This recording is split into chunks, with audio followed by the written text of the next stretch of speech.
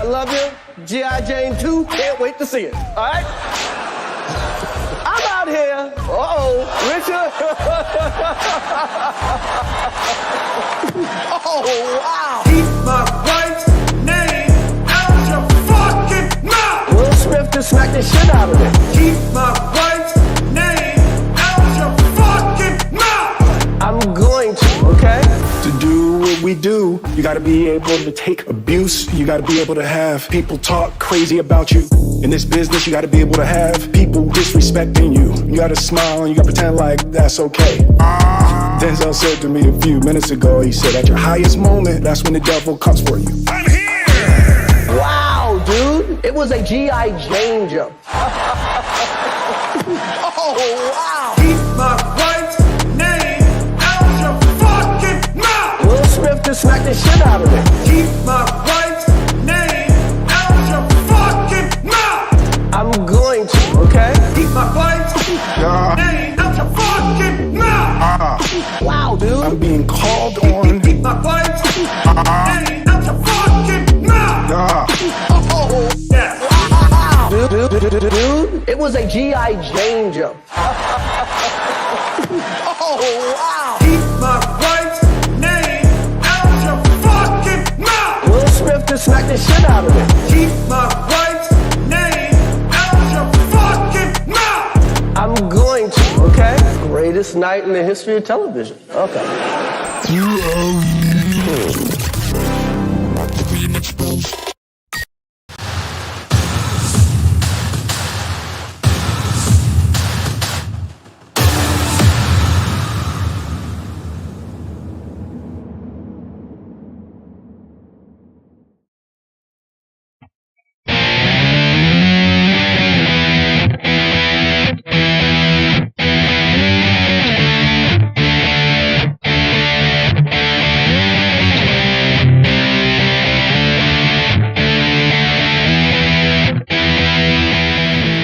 And now, Matt Wright and Spike Cohen. No, wait. Good morning, good afternoon, good evening, welcome to the Bang Up Spot, shake the code. This is Matt, right together, Trevor, the money, freedom. Fantastic. I don't know what just happened. No? Did you hear that? Yeah, I did, but twice. Why is that happening? That is so sad. Audio God, problems sad. with the Muddy Waters. With the Muddied Waters, that's weird. That's I like so how I'm weird just and slightly over half of this screen. It's- Good morning, good afternoon, Oh, or gosh. good evening, and welcome to the Vanguard for Spike Otis, parting of the Reading Sea. Cohen, I am Matt Wright, and together we are traversing the muddied waters of freedom. Hey, folks, thanks so much for tuning in to this incredible episode of the Muddy Waters of Freedom. Why is it incredible? Because you're here, and we've already had an audio error right off the bat. Fantastic. Folks, thanks That makes again me so mad. It sounded like it was good, and it seemed very hip-hop-ish.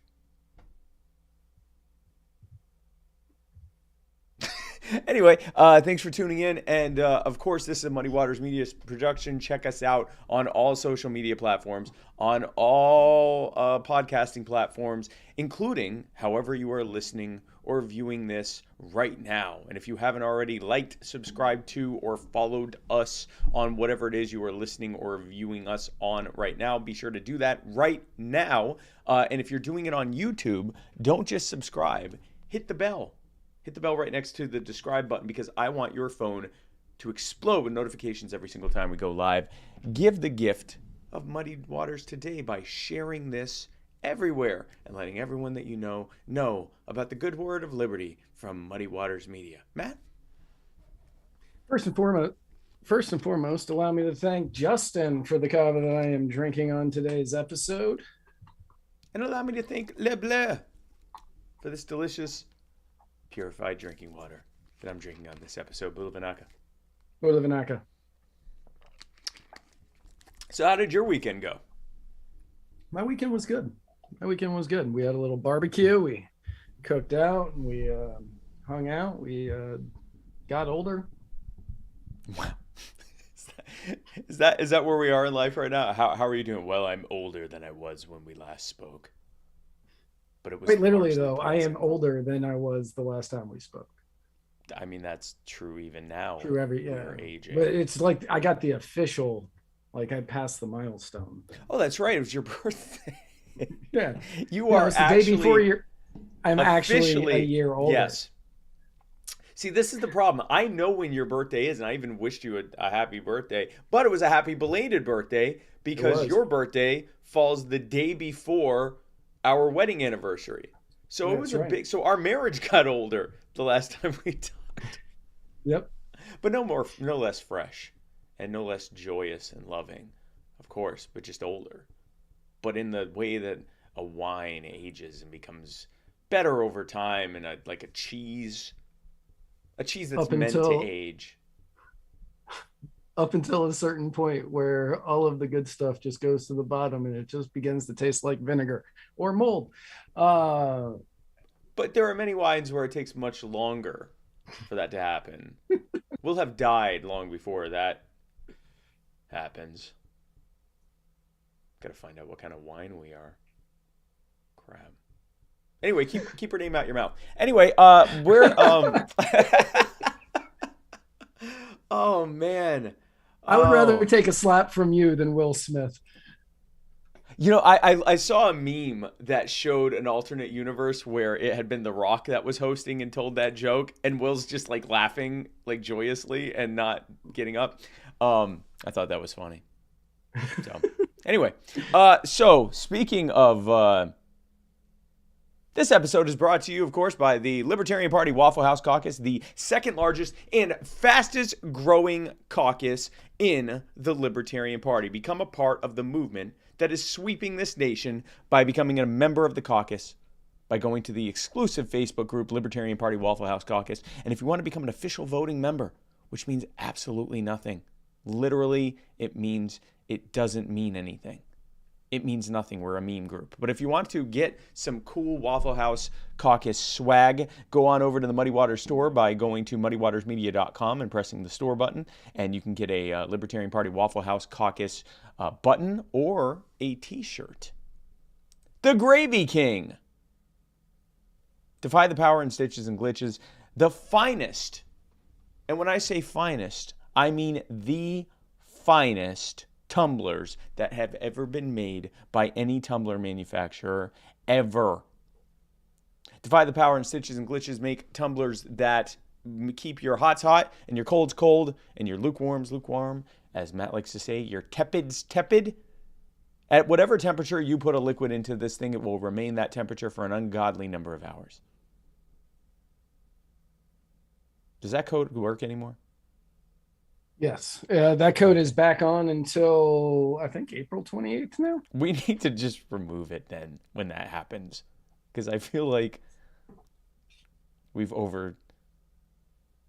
Well, anyway, if you go to Defy the Power and Stitches and Glitches, you can get the greatest tumblers that have ever been made. Not only do they come with free customization, which is literally insane. When you see how customized these things are, the fact that you don't have to pay any extra for that level of customization is insane.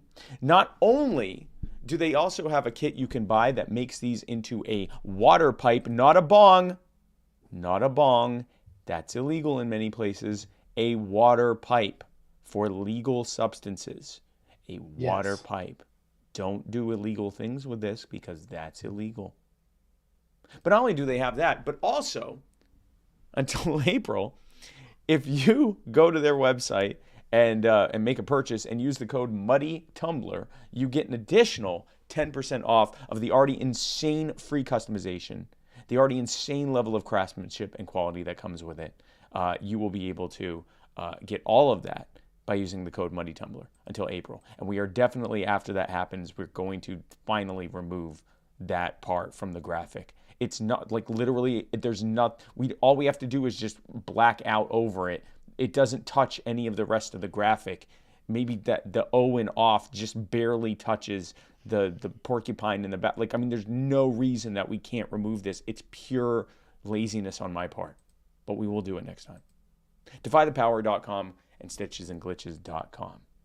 Matt? Oh man, if you're gonna make this graphic, it's gonna be so much better. Honestly, the thing is, once I do it, I'll probably just remake the graphic. But at the very least, I could just black the freaking thing out.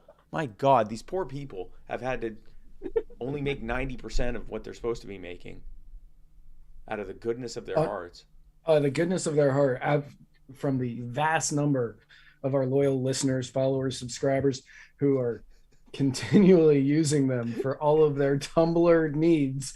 The tumblers that are going to literally last you a lifetime. I understand you need all of the tumblers. All of them. If my house has anything to prove how other people's houses look. You think this is the only tumbler we have in this house? This is not the only tumbler we have. We have so many tumblers. We have like 7 tumblers in our. They're such great tumblers, and our audience, many of you, are faithful viewers, and the members of the Muddied family. Which, by the way, if you're not a member of the Muddied family, you can become a member of the Muddied family by going to anchor.fm/muddywater/subscribe. Becoming a subscriber today for only $10 a month, you not only become a member of the Muddied family, whatever that means, but you also get exclusive Muddied family only content. You also get an ad-free viewing or listening experience on Spotify as well as on Anchor.fm. But also, you get access to our monthly private Zoom session with me and Matt and Jason and Nullick and the rest of the Muddy Waters crew and all of our subscribers that tune in. The Muddied Zoom once a month on usually the, I believe, third Thursday. Second Thursday? Second Thursday. Yes. Second Thursday. I just don't always know which Thursday it is. I just know I'm there. But you can be a part of that. But our incredible usually and our Muddied subscribers. You're batting 750 right now. That's a good. I mean, listen. If Ty Cobb was what, 410? Legend. I get 750, and there's some mild complaints. But moving forward, I'm going to be batting 1,000. Moving forward, batting 1,000. You'll never bat 1,000 now. I'll be batting like 98999. Okay. So, it's impossible for me to bat 1,000. But from this moment forward, 1.0000. Anyway, but if you, what were we talking? Oh, the tumblers. Yes, the tumblers. The tumblers. Some of our subscribers and just our followers and viewers have bought so many of these freaking tumblers that out of the goodness of their hearts, defy the power and stitches and glitches, continue to honor the Muddy Tumbler because 90% is better than 0. But at some point, folks, I mean, come on, like they're almost giving these things away. They're going to have to change it to Crazy John and Susan's Tumblr company if they keep giving them away like this. Matt?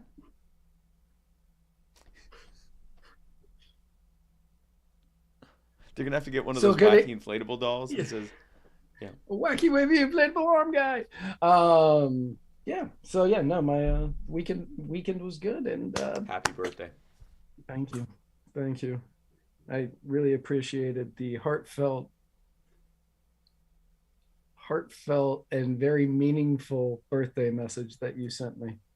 The message that only a brother could send to a brother. Hey, happy belated birthday. That was pretty much what it said. I think you have one word too many in there. Was it just happy belated birthday? I didn't even say hey. I don't think or so. Or man. Hold on, now I'm curious as to what I sent you. I think I at least put man in there, no? Let me see. What is that? Matt Wright. Hold on, I'm in the wrong thing. Matt Wright. I said literally holy shit. Happy birthday. The heartfelt message from Spike that only Cullen. could come from a brother. That could only come from a brother. Hey, happy belated birthday.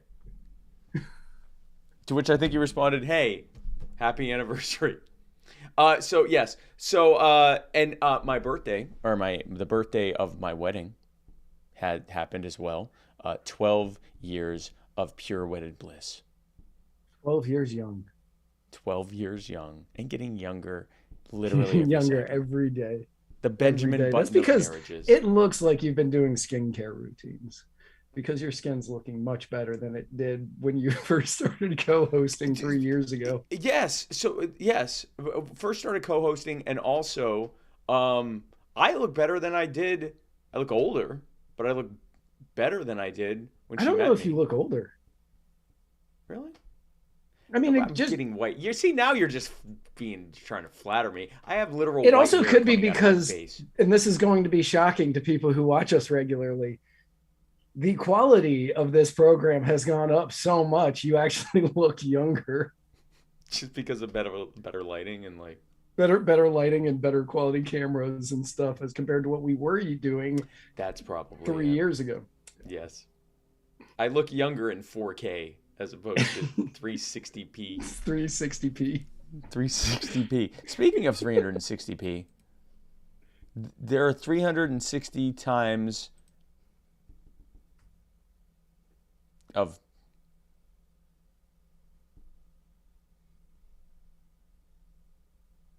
the next segment is the Mudwater Mushroom Coffee Replacement Cacao Rapid Fire segment, brought to you by Mudwater Coffee Alternative. If you woke up today and said, Matt, Spike, I am so sick of coffee. If I never have coffee another day in my life, boy, I'll tell you. I mean, I thought the coffee would help with my weight loss, but it really hasn't. It really hasn't. It's just been getting worse. I went to my doctor, and he told me, I've been dealing with higher blood pressure. I've been dealing with hypertension.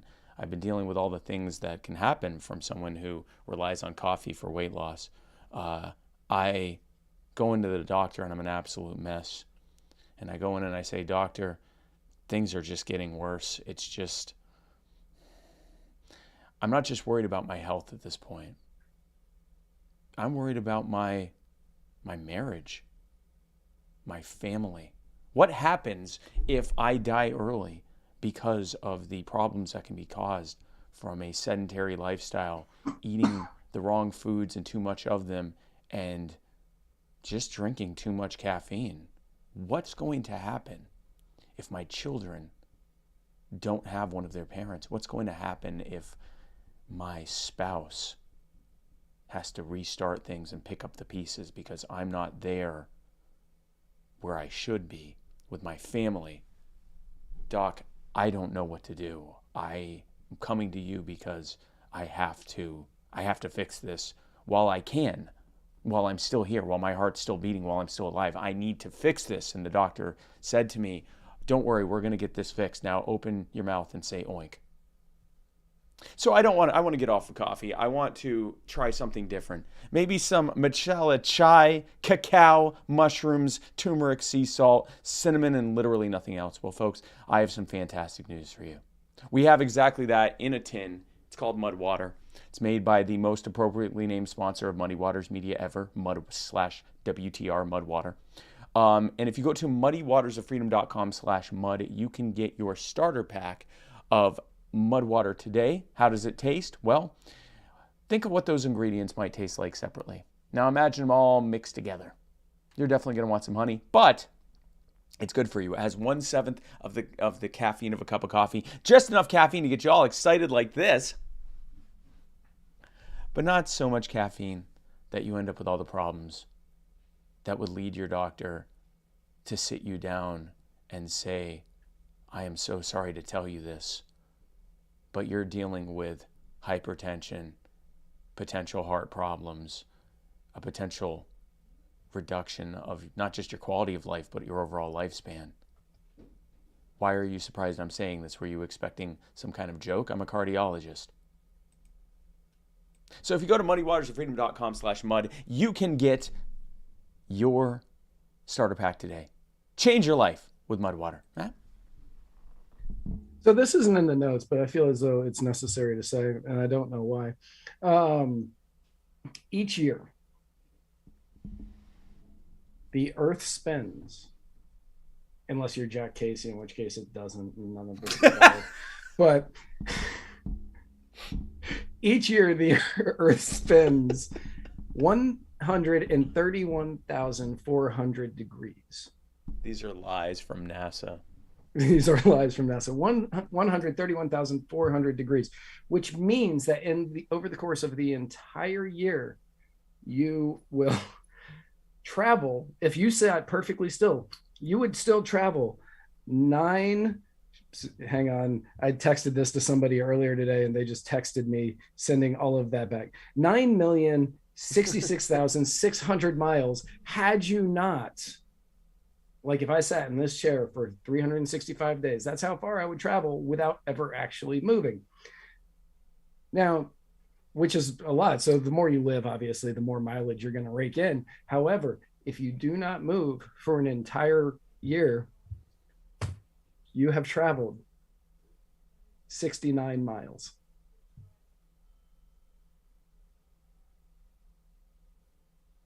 Nice. I don't know what I don't get it.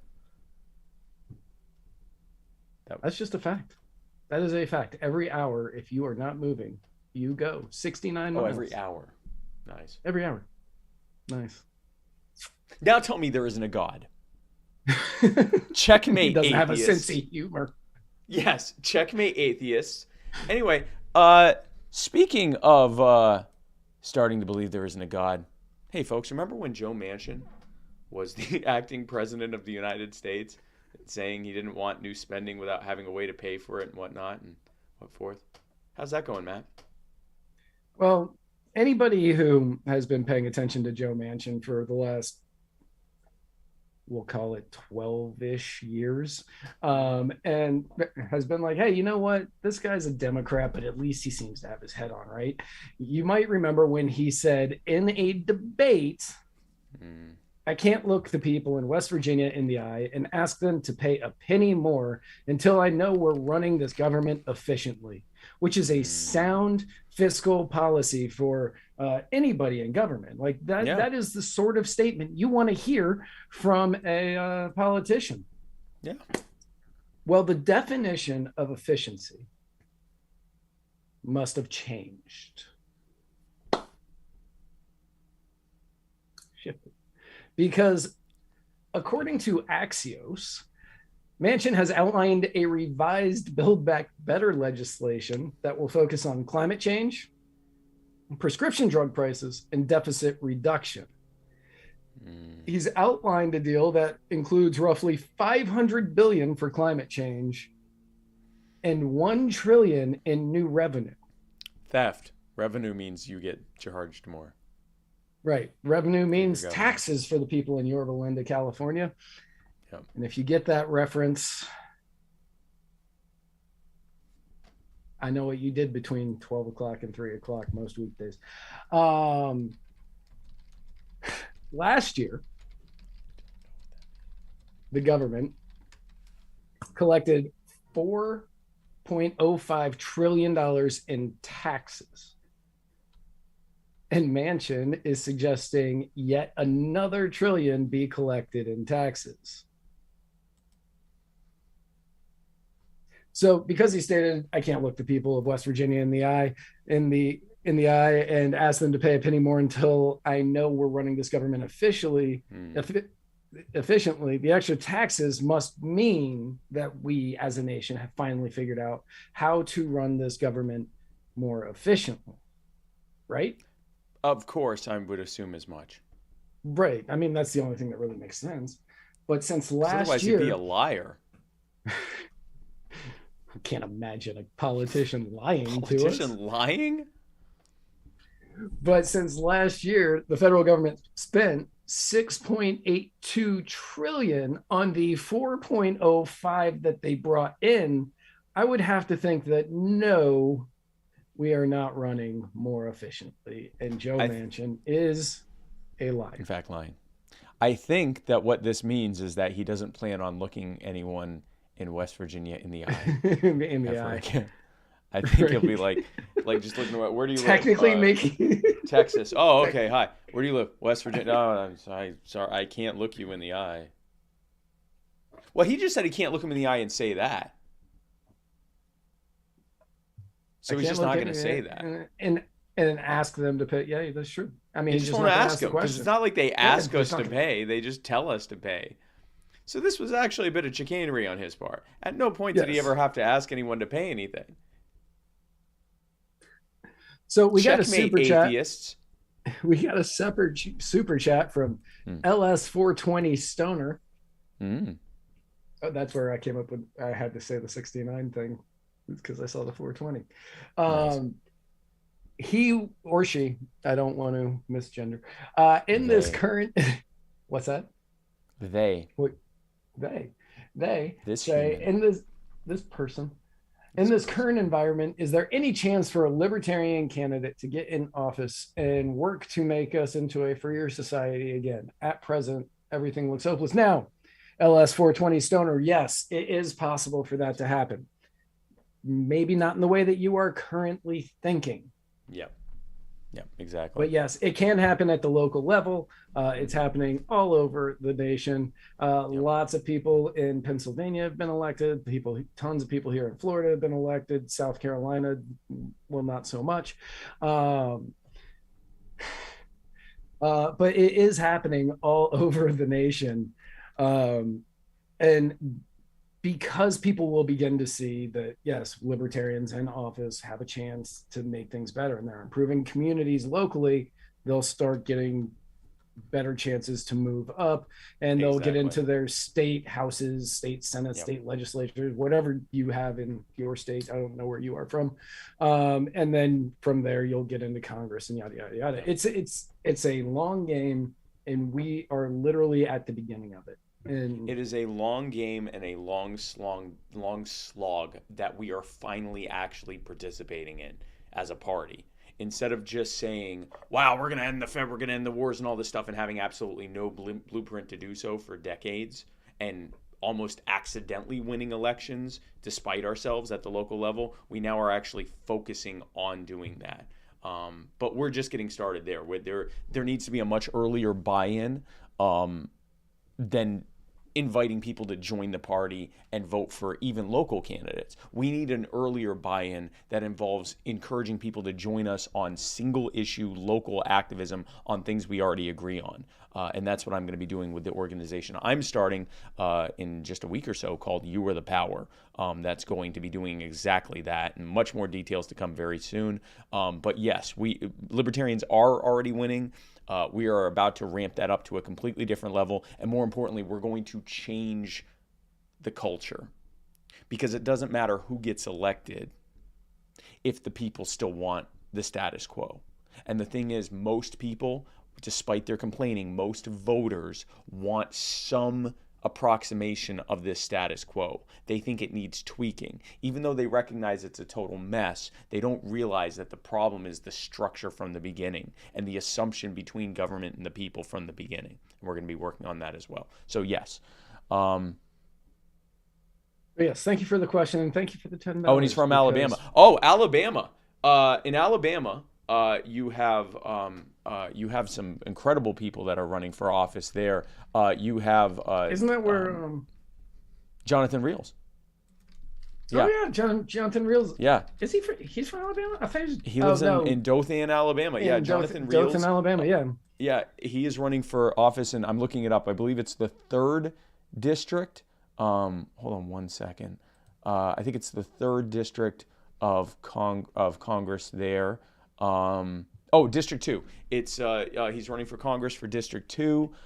You've got Ruth Page Nelson is their lieutenant governor candidate. That's really exciting because she's in a two-way race. The Democrats aren't running anyone, and she is a very, very strong libertarian and very, very active in her community. And she's also African American. And in Alabama, if you are an African American running at the statewide level, that's because of the demographics here in Alabama. That's about 35% of the vote right there, right off the bat, just by existing as a person of color.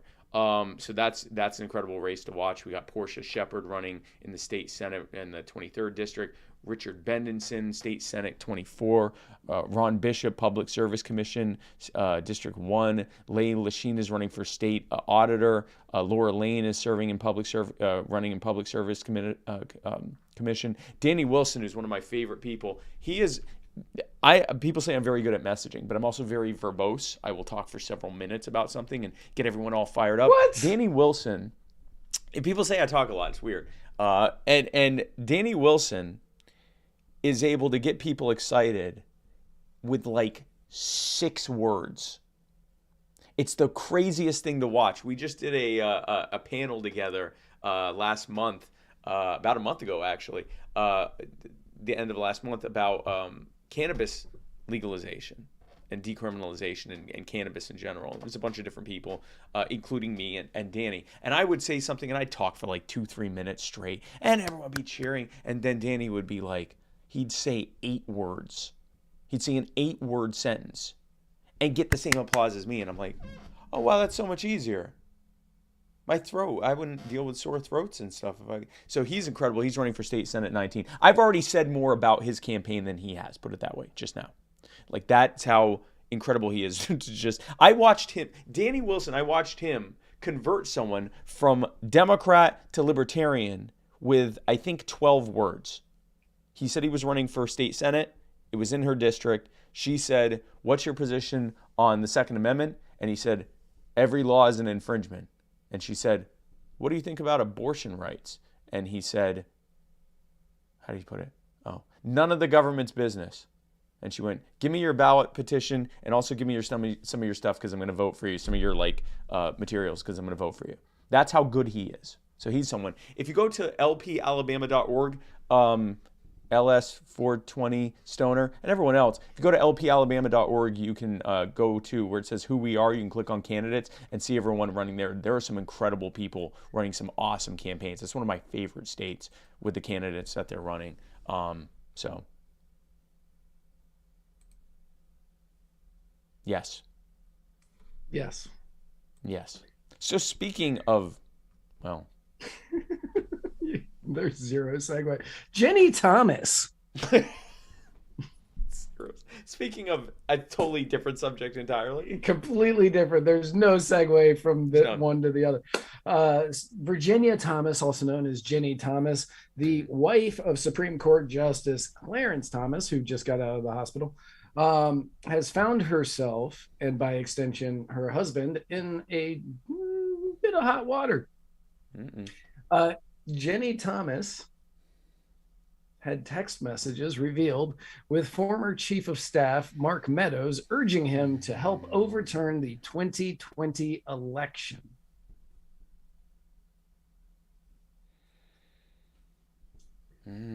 She may be subpoenaed by Liz Cheney to testify at the January 6th committee in Congress.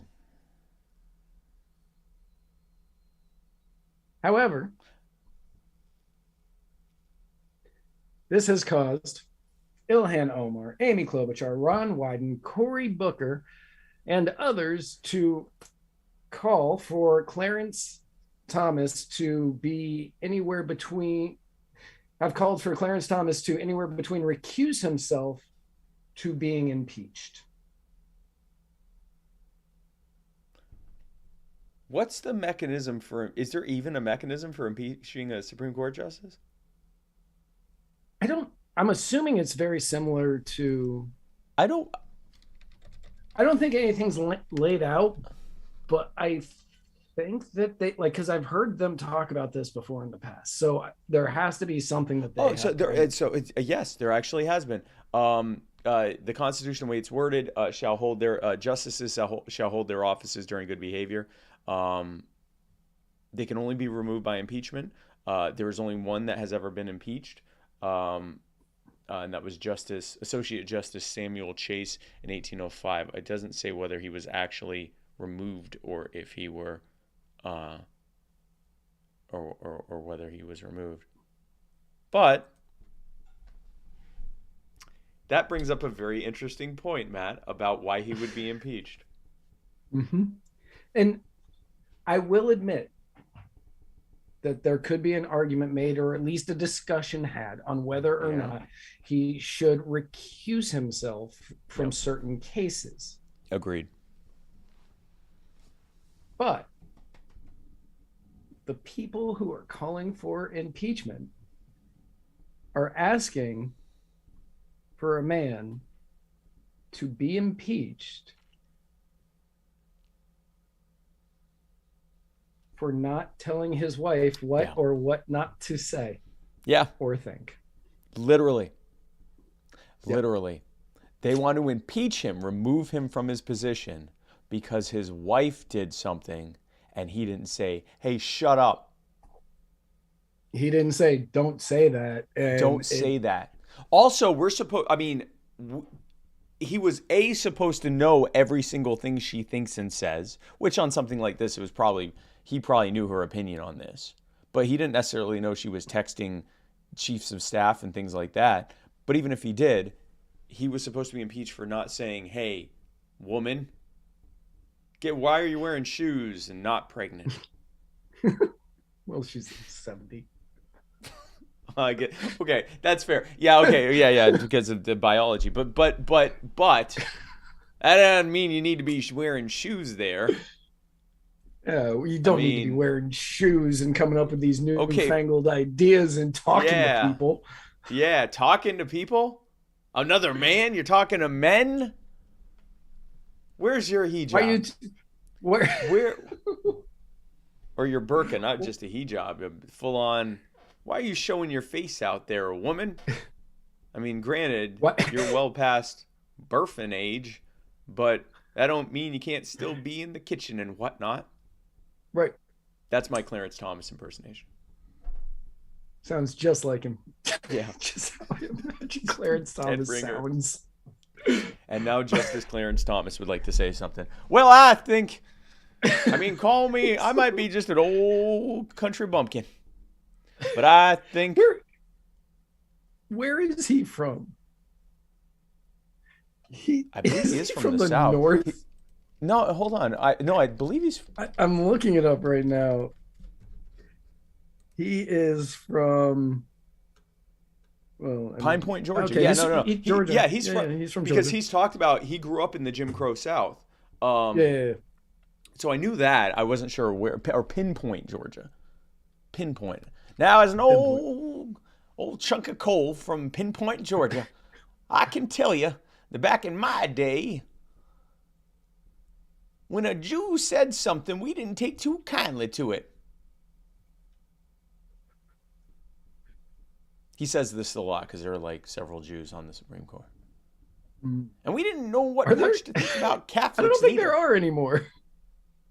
No, there's what's her name? Kagan. Oh, is she Jewish? Yeah, and if you look at Sotomayor, like real closely, like look at her eyes. I would lose that bet 100 times out of 100. Just look in her eyes. I don't want to look If the justices I heard of the Supreme Court Clarence, in the eye. if I tell heard them Clarence they're not Thomas say that sentence, the words coming out of his mouth would be less shocking than the fact that he put together that many words. Oh, that's in true. a row. Yes. Yeah. And spoke them out. Like I believe that he is a very intelligent person who has every ability to string together a sentence. Yes. But he is very well known for not speaking. Yes, he is. He is the he's the Danny Wilson of the Supreme Court. He says very few words. Although I will say, I mean, the last few years, we've talked about it. He has gotten. I mean, it used to be he said nothing in court, or he would ask like a question or something. But in the last few years, he has gotten a little bit more verbose, but still one of the less outspoken members of the Supreme Court. I think he spoke more times last session, not the one that is going on right now, but the 2020 to 2021 session. I think he said more things in that session than every session since 1991 or 90 or whenever it was that he came in combined. That sounds about right. Another reason to impeach him. So Democrats want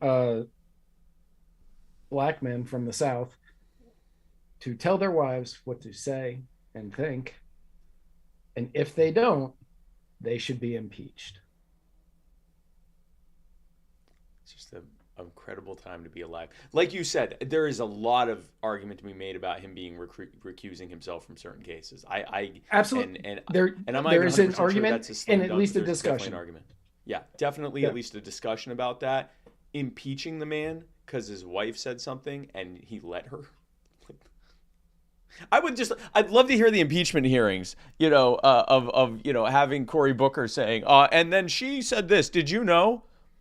And the Supreme Court judge, well, yes, I did. Or no, I'm sorry, I'm not doing as well. Well, yes, I did hear that she had done that. That's Clarence Thomas. And then Cory Booker, who I don't have an impersonation for and don't want to make one now because I don't want to offend people. Cory Booker saying, and you didn't beat her? Lock her in a closet or something to keep her from talking? You didn't cut off her cell phone service so she couldn't say these things? You didn't put her in a panic room you and leave didn't her there? Punish her for any of the things that she did? That's Cory Booker. That's Cory Booker. I am so proud right now, and nobody can take this pride away from me. The fact that you didn't punish your wife. Your wife is just saying things? You just got a woman saying things? I would love to see Cory Booker say that in an impeachment. Of all of them, specifically Cory Booker. Not Ron Wyden or Amy Klobuchar. I can actually see Amy Klobuchar saying that. But Cory Booker, I want to see Cory Booker make the case for Shut Your Wife Up 2022.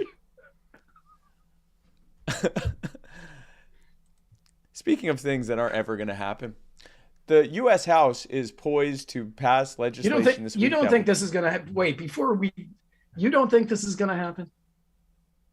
I don't think it's going to happen because of this. I think let me rephrase. I think it will happen. You think it's gonna? This is. You know what? We'll talk about this thing, and then we're gonna do one of our friendly predictions here, prediction contests here on this, because I'm not sure, but I don't think so.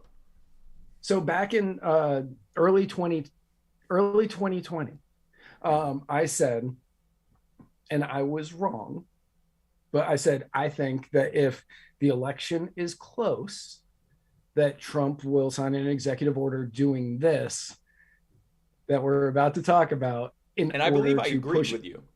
You did, and he didn't do it. And he didn't. I think, and it probably. I think they are. Where we are right is that had he done that, I think he would have won. He would have won. I think he would have won. So anyway, the House is poised to pass legislation this week that would legalize marijuana federally. Yep. It will pass the House. Yes. It will pass the House. That is not anything that we are going to debate about in just a few minutes. Yeah, no, it's already similar measures have already passed in the past. It will pass the House. Right. This will pass the House. By the bill legalizing. Oh yeah, it's not even going to be close. Yeah, because so many you're going to get a ton of Republicans voting for it too. They're just like, let's end it. Let's end this. The bill legalizing marijuana has a near uniform support among Democrats and a top ally in Chuck Schumer, who has been aiming to introduce similar measure this spring. Okay. This is where Spike may disagree with what I wrote, but Joe Biden will sign this. I agree with that. Joe Biden. If it gets on his desk, he will sign it. Yeah. Because he won't know what he's signing. But it will be What's this? It says you get cookies tomorrow. I like cookies. Can I get chocolate ice cream with that too? I want ice cream with my cookies. Yeah. And it will be just ironically hilarious that Joe Biden, the man in 2019 said that marijuana is a gateway drug and shouldn't be legal, will be the president that signs legalization. It's going to be absolutely ironically hilarious. And marijuana will be federally legal in the United States in time for the midterms. Yeah. And the Democrats will run 100% on we gave you weed. We gave you weed. Inflation, don't worry about it. Food shortages, look, I understand munchies. I get it. But weed, you got weed. They'll play it back into the weed. Yes, they'll play it back into the weed. Prices? Oh, I know how you weed people like food to be cheap. Right. Gas prices. Please, you're not going anywhere. You have Netflix. You're going to sit there and you're going to get some, I wish I knew the name of weeds because I would say one here. And you're going to be sitting there with your indica in the couch watching Netflix for 14 hours because you somehow haven't seen Ozark yet. And you're going to watch all 4 seasons of it, however many seasons there are of it, all in a row. You're not going anywhere. You don't need to worry about gas prices. We gave you weed. These are the people who responded to legitimate questions about not being able to afford gas by telling people to use Gas Buddy. They are 100% going to say that legalizing weed will make people drive less and stay home more. That will be said. Maybe not by Biden or by Harris. Jen Psaki, I can see her saying it. I can see Jen Psaki saying that dumb shit. But someone in either the White House or in leadership in the Democratic Party is off the cuff, if nothing else, going to say, "Oh, if more people are smoking weed, there's a certain congressman and they won't necessarily out of New York who 100% will say those exact words." Yes, Ozark is fantastic. It's Josh Umba asked, "Is Ozark good?" Ozark is so amazing, and the final part of season 4 comes out next month, and I can't wait. And I am planning 7 hours of doing nothing that day because I'm going to watch Ozark, and the dogs may not go to the bathroom because I'm not going to get up just in time for the federal government to to legalize legalize weed. weed. And now, this is not. I don't believe. I think, and I think you agree with me. I mean, the two things I believe that are going to happen in 2022 is libertarians are going to win, are going to break our previous record for the most number of elections won. But they're going to be almost entirely at the local level, if not entirely at the local level. At the state and federal level, I think we're going to see a red wave. We're going to see that. I'm sick of Republicans, I'm voting Democrat, and then the blue wave happens. I think we're now in that cycle of I'm sick of the Democrats, I'm voting Republican, and the red wave comes in, that sort of endless tide back and forth. This may slow that wave a little. Right. Like, this is not going to stop it, but this will be the proverbial finger in the dike for the Democrats, which you're not going to see that on the Republicans. But this is going to be the proverbial finger in the dike that will slow it a little bit, but it's still going to, you're still going to get so much of it coming out. Like, it's going to be brutal for the Democrats, but this is going to save them a few key seats. The entire purpose of you adding this segment was to be able to say finger in the dike twice. Yes, it was. Okay. All right. No, I just 100%. Wanted to establish that between us and for our listeners and watchers. I think and it's not offensive. It's not offensive. It's a literal thing.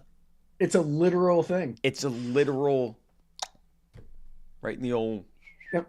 There's the Dutch boy. He did it. The old Dutchie.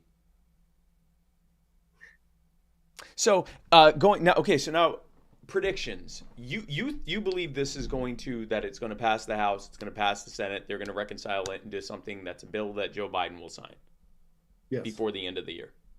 I don't even think I don't think that they are going to need Kamala Harris to be a tiebreaker in this. Okay. I think you're going to have at least 2 Republicans, if not 4 or 5, that are going to vote for it in the Senate.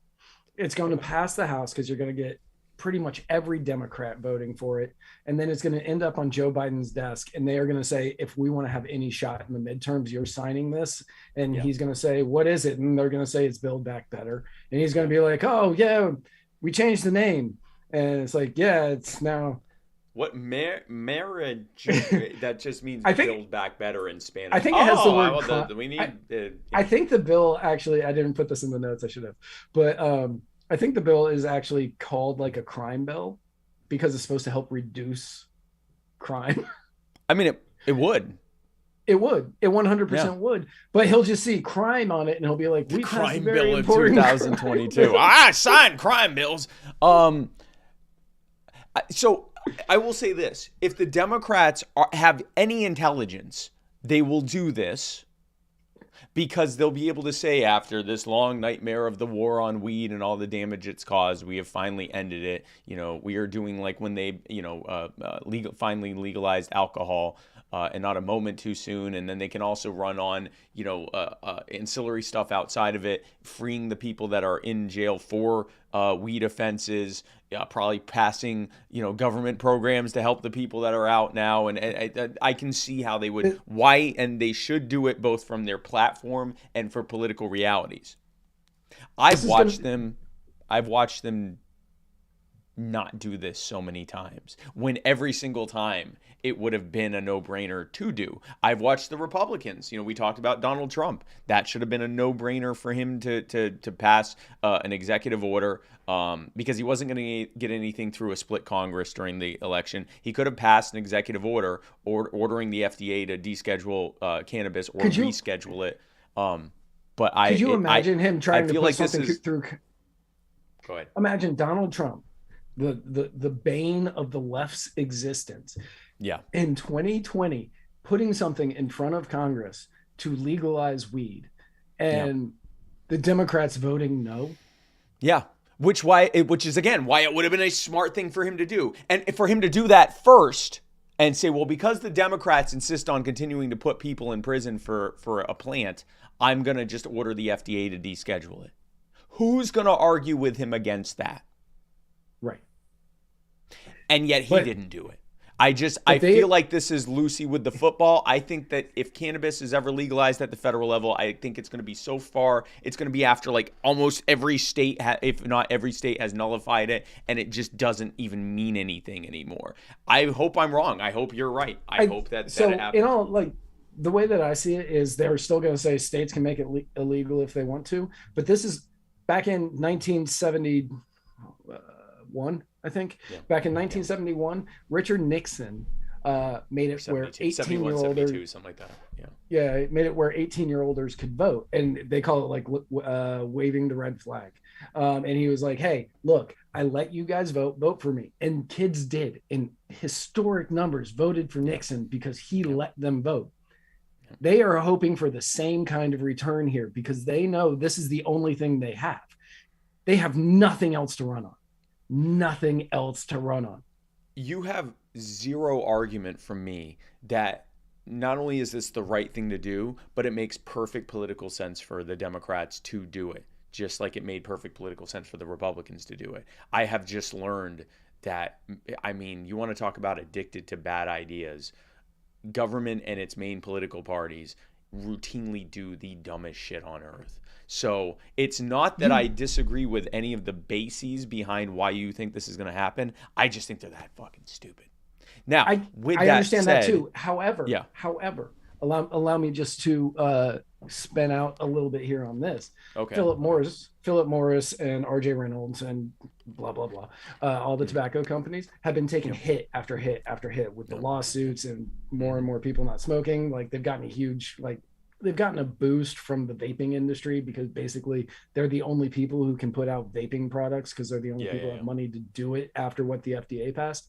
The barrier to entry. But they have already started growing weed places. Like they have marijuana farms. Yep. They're not going to be fighting against this anymore. Oh, no. They're not going to be fighting it. The only lobby that is left that is fighting for this is the police prison lobby. Like the police prison industrial complex is fighting for this just because it's a way for them to raise revenue and throw people in prison. Like that's all that's left. That also happens to be arguably one of the most unpopular lobbies, major lobbies in the US right now. It's one of the biggest, but it's also one of the most unpopular. The only reason I think this will continue to be illegal at the federal level is because of that lobby, despite the massive amounts of voter input across the political spectrum in every age group, in every racial demographic, in every geographic demographic. Everyone is saying, at least a simple majority and sometimes near unanimous group of people are saying, make this legal. I don't know. Maybe it's pessimism. It's like Lucy with the football thing. So, but it could very well happen. Here's what I believe is going to happen with that specific lobby. They are going to pass it federally, but they're going to put absolutely zero restrictions on DUIs on it.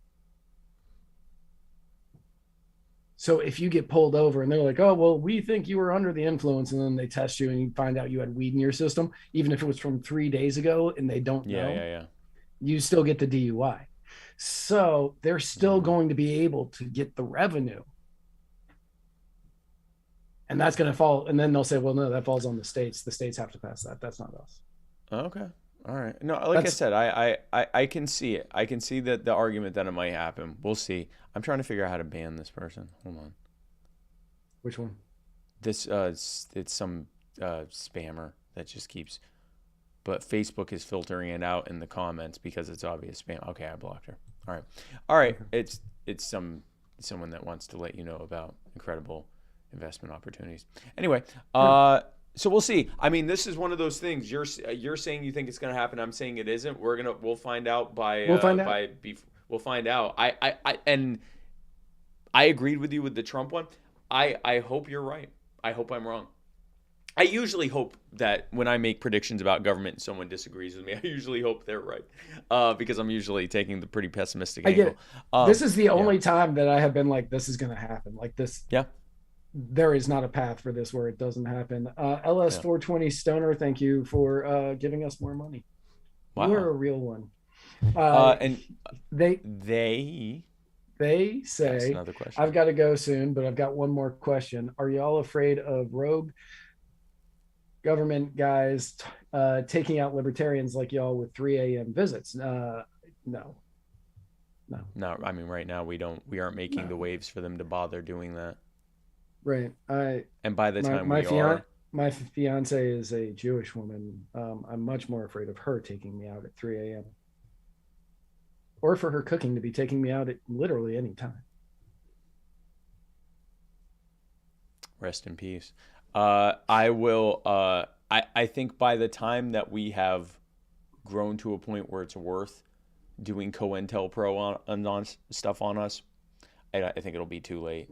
I think that one thing that government has done is demonstrated their inability to to catch trends before they happen.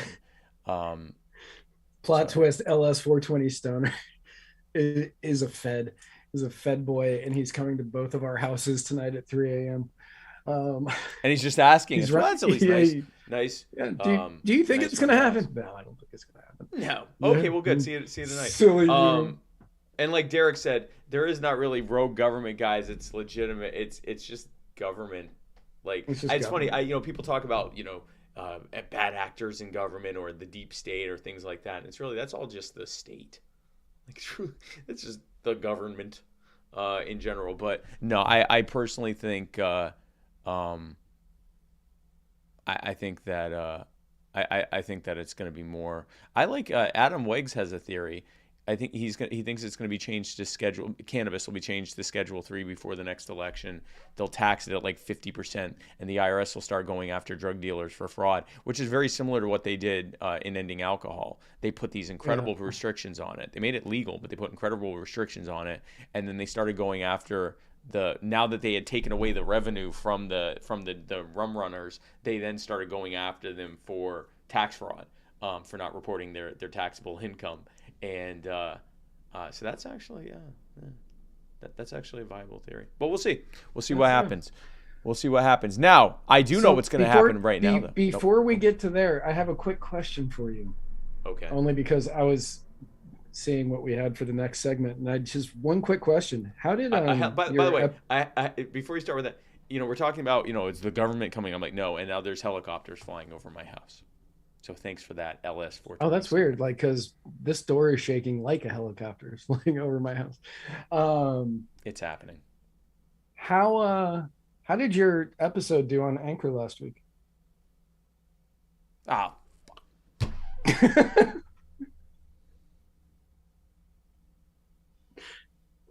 That response, for anybody who doesn't know, means he didn't put it up on Anchor last week.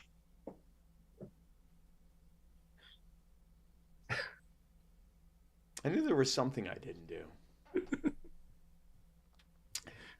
Well, folks, quite literally the most important part of what we do, because it's the only incredible news for everyone.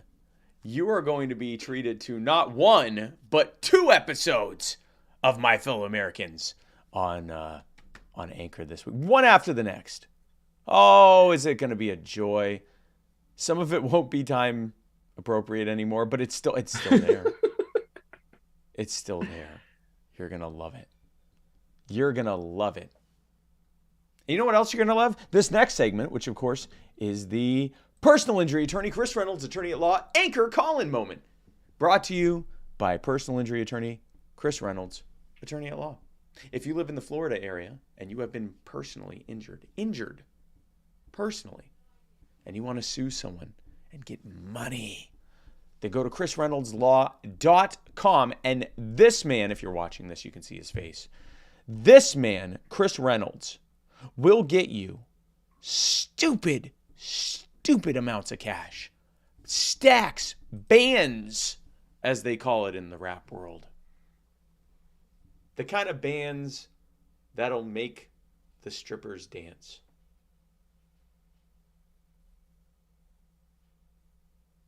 I'm not telling you to go out and get personally injured just so you can sue. But if you happen to get personally injured or have already been personally injured, go to chrisreynoldslaw.com and Chris can help you today. And he's already helping you right now by sponsoring the personal injury attorney, Chris Reynolds, attorney at law, anchor call-in moment, because the personal injury attorney, Chris Reynolds, attorney at law, anchor call-in moment is your opportunity to go to anchor.fm/muddywaters, leave us your questions by pressing the message button, and then we answer them right here on the personal injury attorney, Chris Reynolds, attorney at law, anchor call-in moment.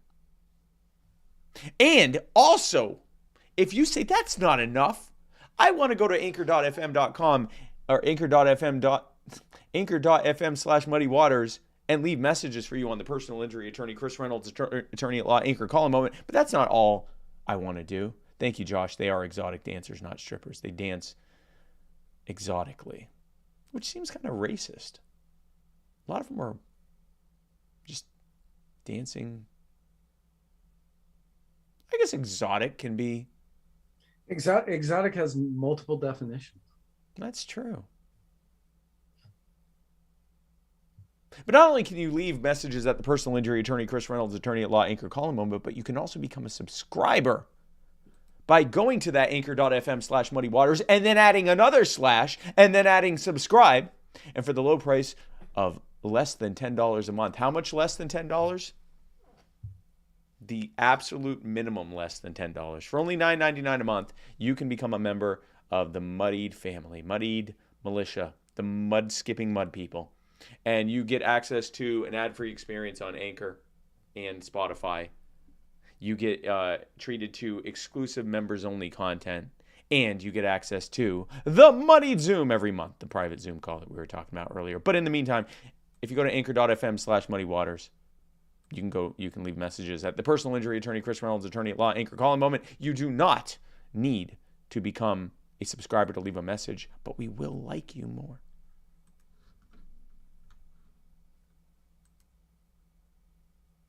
So here's our first message. I'll just play them back to back because it's Matt Hicks. So here are two messages. They are two different things. Oh, okay. Well, then we'll do them separately. Here's the first one from Matt Hicks.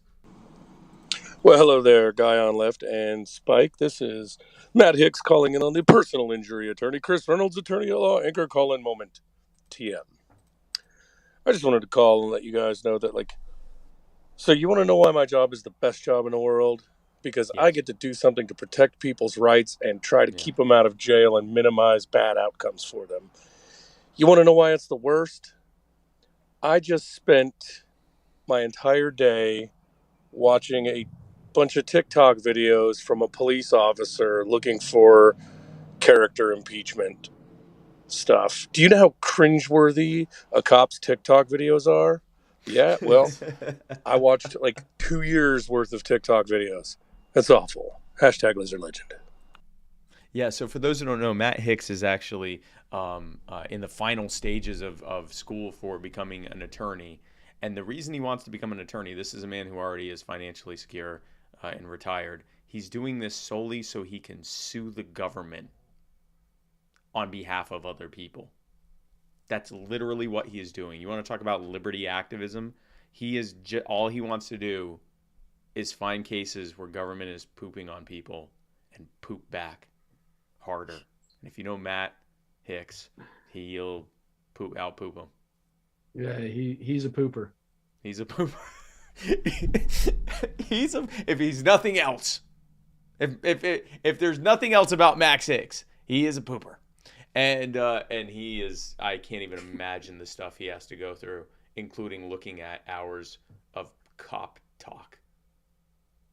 Or tick cop. Cop talk. Wasn't there a TV show musical called Cop Rock? I hope not. I'm pretty certain there was. God, if I dreamed this. What was that? Cop Rock? Cop Rock.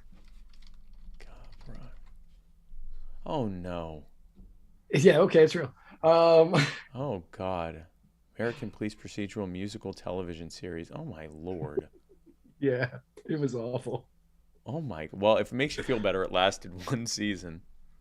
It's probably gonna. Yeah, I've seen the entire season multiple times. Under genre, It's dual genre. Dual genre.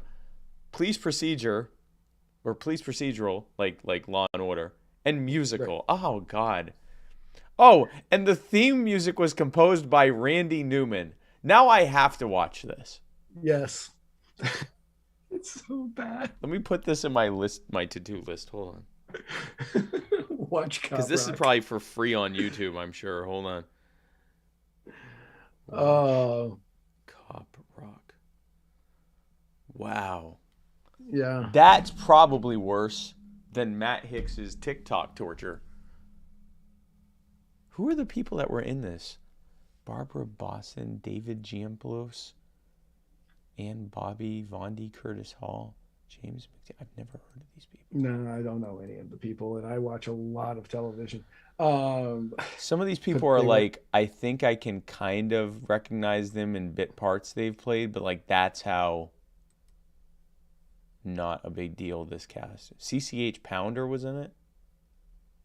That's the only name that's really like sticking out. Oh, I think that speaks more to you as a person, really. No, she's from How to Get Away with Murder. Like, don't give me a hard time about that. She was also in this British thing. She was in this British movie where she, and I forget what it was called, but she had been birthed. She's a black woman, and she had been birthed to a white woman who had given her up for adoption, and then she later found her, and it detailed the story of them, you know, coming back together and meeting each other and everything. And the whole time I'm thinking, you're not mixed race, and it just ruined it for me.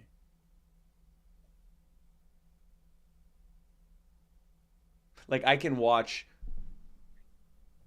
something very, very fictional and suspend disbelief. But that, I was, the whole time, I'm like, you don't have a white parent.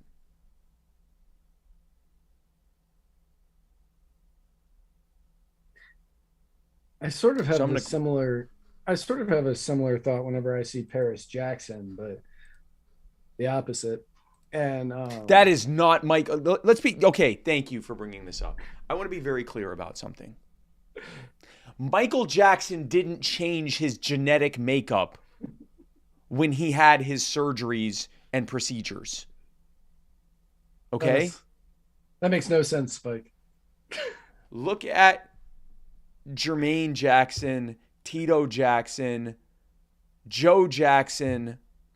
That's what Michael Jackson would have otherwise looked like if he hadn't done the surgeries and procedures that he did. Possibly with vitiligo. Possibly with vitiligo. Okay? Possibly with vitiligo. But like the bone structure, the facial structure of what Michael Jackson would look like didn't magically change. No. Okay? Look at Janet Jackson's son. He looks like a Jackson.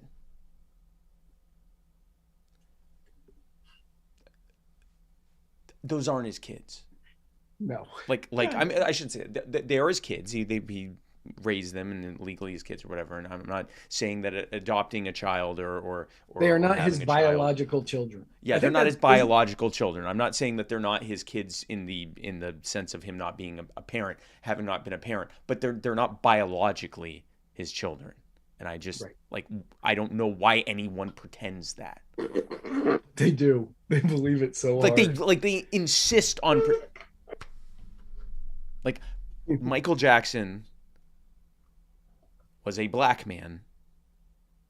Those children are 0% African American. And when I with her, I always got why she got annoyed. And she's like, "Yes, Michael Jackson is my father." Because yes. Obviously, yes. 100%. Absolutely. Yes, he is. Yes. But I believe that at one point she said, "Yes, I am a black woman." And I went, no. I'll never do 23andMe for my own personal like conspiracy theory reasons, and I think that they're just storing that information and selling it, which they say that they do. But what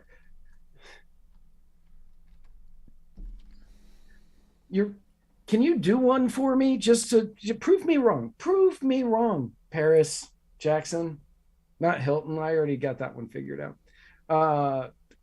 Paris Jackson, take a 23andMe. Also notably not black.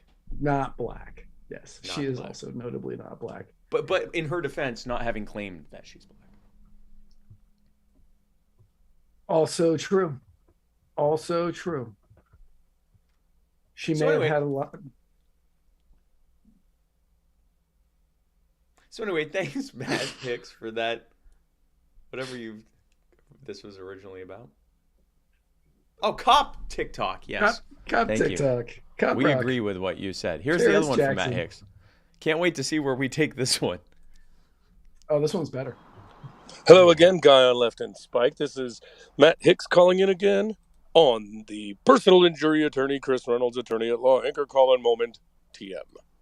So I had to get my hair cut the other day because I got some stuff to do in court and I wasn't going to have time to do it before. And I couldn't get into my regular barber. So I went into a black barber shop for the first time. And let me just tell you, that was a next level experience. Normally, haircut, half an hour done, I'm out the door, right?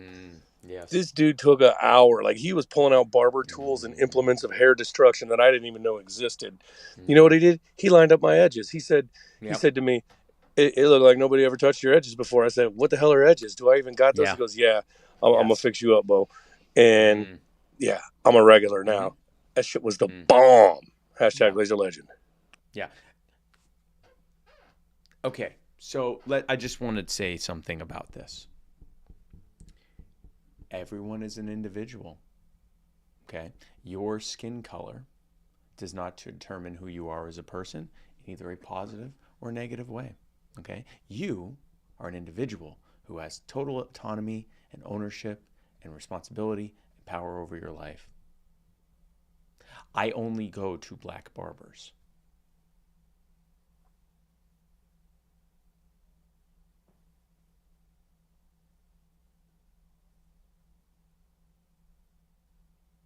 Okay, so do you talk about ball with them? No, I don't talk about things that I know nothing about at all. I mostly, honestly, I go in there and talk like politics and culture stuff like that. That's what I talk. So yeah, when we were in Mississippi together, Spike will remember this as soon as I start telling this story. When we were in Mississippi together, Spike was on a panel, and one of the panelists was a former wide receiver for the Jacksonville Jaguars. Great guy. He was supposed to be on our show. He never was. But great guy. Yeah, we need to follow up with him because he wanted to be on the show. Yeah. He did. We'll do that. And the other panelist, whose name I won't mention, aggressively said, "Where have you been?" Not just him, but all black people. Where the hell have black people been? Right.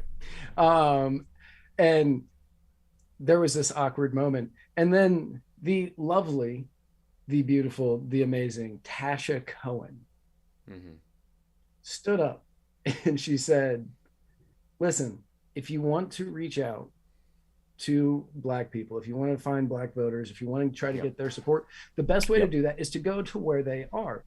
And you know, like they are very welcome, you know, black people are very welcoming people and they're going to, you know, if you are respectful to them, they will be respectful to you.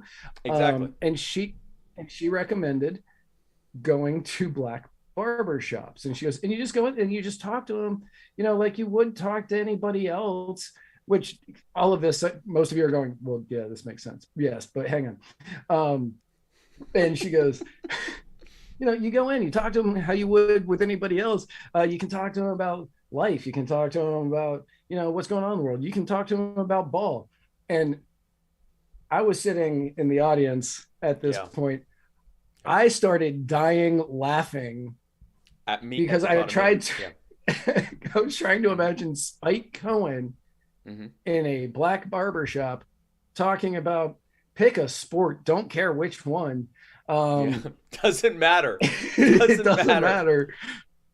He could, I don't want to perpetuate stereotypes, but he could talk to them about hockey and still they would be shocked that they know more. Oh, especially hockey.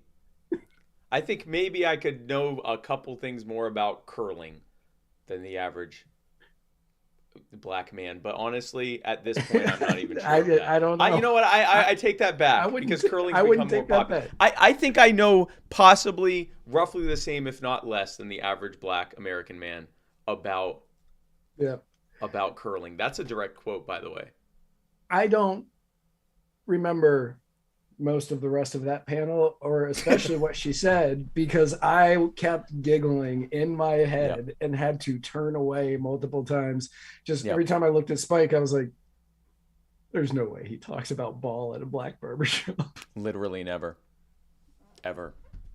I talk about things that I know something about. Like something. And so my favorite part of that was not that, because that was when I felt a moment of panic and fear at having to talk about sports. Is he sitting next to him?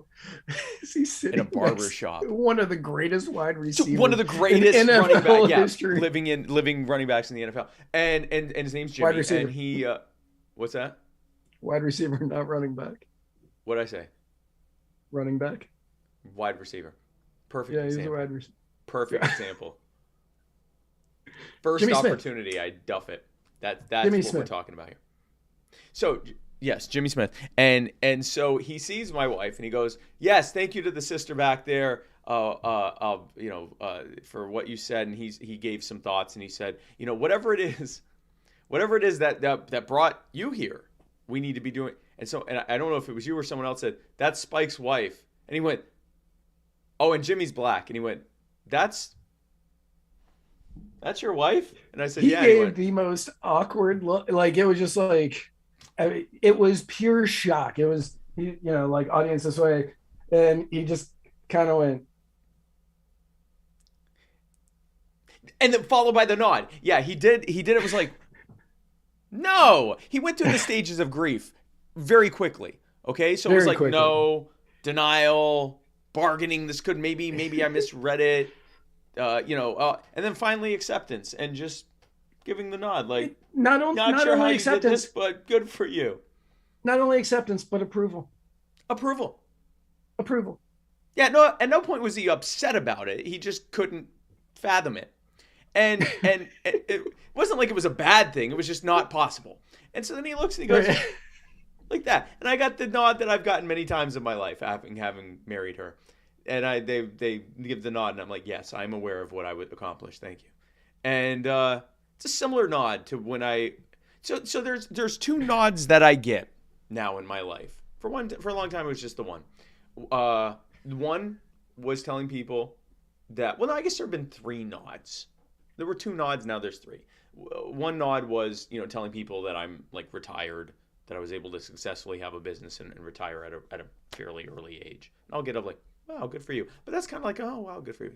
And then the other nod I've been getting more recently was when I tell people that I ran for vice president and came in third. They're like, the biggest nod, the biggest and most profound nod that I get is with someone with no prior knowledge of it is informed, having already met my wife, that she's my wife. That is like, and it takes a moment because they're like, what? Really? Wow. And then I get the nod. So anyway. I figured your wife would look more like Jenny Slate. Wait, who's Jenny Slate? Did you ever watch Parks and Rec? Oh, that's funny. Money, please. Money, please. Thanks, Well, Dad. no, I decided, well, unlike you, I decided to go in a different direction. Well, actually, no. I mean, we actually did. Yeah, we did the both mirror went images different of each other. directions. Yeah, we both did the same thing, Right. but from different Right. standpoints. Couldn't be happier with my choices. Couldn't be happier with my choices. I also couldn't be happier with your choice or mine. So, speaking of which, here's my next choice, which I'm sure I'll be happy with, which is doing the final message, which is from the Eskimo libertarian herself, one of our favorite people, not just in the movement, but just one of our favorite people, in the world. Nullik Trupp. Hey, Matt and Spike. I am calling in because I will be running the Alaska Libertarian Party booth at Comic-Con this year. It's at the end of April. And I am wondering, what do you think I should cosplay as? Or who would be a good character to cosplay as that embodies the libertarian mindset or philosophy? Have a great day. I was going to say an Usyk up until... I was going to say that up until you said a character that embodies the libertarian ideals. Well, Usyk has come to embody the entire fucking Libertarian Party of Alaska. And for one reason. You did that. For one reason, I've asked them to stop saying Usyk, please. Having found out what an Usyk is, I don't want to hear about it anymore. And they've literally made that the theme of their next convention.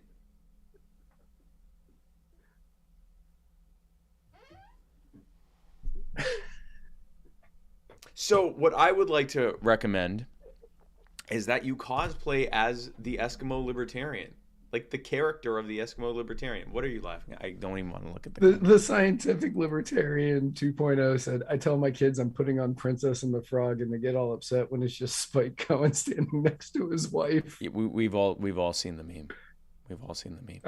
I have not seen the meme. You have not seen the meme? No. Here, I'll get it. I'll get it. No, don't do it. Here, I'll find it. Hold on. I think and you can tell me, Matt, what you think. I think you should go as the Eskimo Libertarian, like the one in your like profile picture on your page. Right. With the spear avatar. And the whole thing, and the riding the narwhal and like the whole no. I think you should. I think that is a character and a brand in and of itself. That is like larger than life. I think it's incredible. That would be my opinion. Maybe Matt has a better idea. That is 100% better than anything I could try to come up with here on the fly. Because I understand that by looking at me, you think that like everybody out there probably thinks this is a guy who probably has been to Comic-Con in his lifetime. But no, I did. Yeah, no. I don't know. I don't know. So I would say that yes. Either what I said earlier or what Spike said. Either one of those would be appropriate. Yes. Where is Either one of those would be good. Where is the photo? Hold on. I have no idea because I haven't seen it.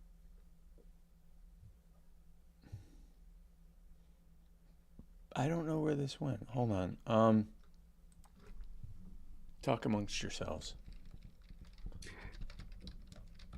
Neat. So that was the personal injury attorney, Chris Reynolds, attorney at law, anchor Colin Moment. Yes. No TM. Because I think we could get sued for saying it. Matt Hicks. Yeah. I guess technically, yeah, we can actually get in trouble for that.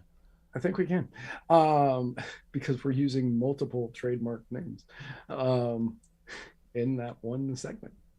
But that's right. Oh, I guess we can. Yeah. So thank you all for calling in. If you would like to be a part of next week's show, which will be on Wednesday instead of Tuesday, if you would like to be a part, all you have to do is go to anchor.fm/muddied waters and smash the old message button, and you too can leave us a message that we will play live on the smash it up. So while I'm looking for that, let's go into our final segment / main topic, which is Joe Biden. I don't know if you know this. Joe Biden. One of the concerns about a Joe Biden presidency was that over the past his entire life, he has been known to make gaffes, if you will. Yeah. And if anything, sometimes over time you get older, you become a little wiser with how you say things. No. With him, it's gotten worse over time, because his problem wasn't, figuring out how to best message what he really wanted to say. He really wanted to say that. And there's been an obvious mental decline as well. So he just be saying stuff. He just says, so for example, whatever. Literally whatever he wants. Whatever he wants. On Saturday night, Joe Biden spoke in front of the Polish presidential palace, speaking to just a lot of people. And he closed out his speech saying this: Ukraine will never be a victory for Russia, for free people refuse to live in a world of hopelessness and darkness. We will have a different future, a brighter future, rooted in democracy and principles, hope and light, of decency and dignity, of freedom and possibilities. Which wouldn't have been bad. Would not have been bad had he just stuck to the teleprompter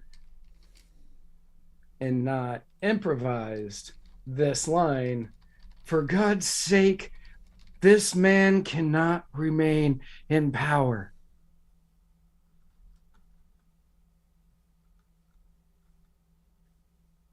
Now, I am not